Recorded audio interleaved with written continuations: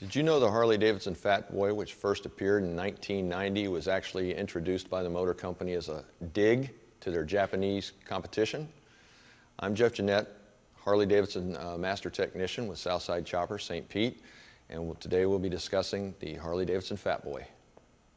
The Harley Davidson Fat Boy, first introduced by the motor company in 1990, was actually designed as a dig to their Japanese competition. Basically, Harley Davidson, who had bought themselves back from AMF, decided that now they were really doing well in the market and they wanted to show how much of the market they had cornered. The first Fat Boy that was created had a paint scheme that was also shared the same paint scheme as one of the atomic bombs that we dropped on Japan. Not too politically correct at the time, but it was a very popular model.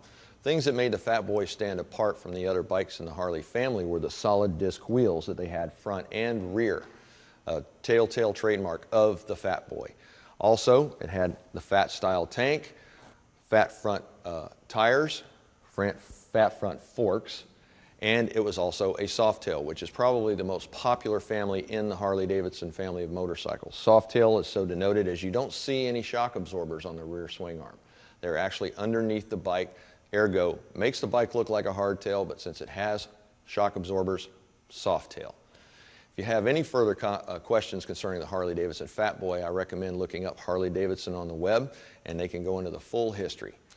So there you have it, the story behind the Harley Davidson Fat Boy. I'm Jeff Jeanette, Southside Chopper, St. Pete, Florida, Harley Davidson Certified Technician. Keep the rubber side down.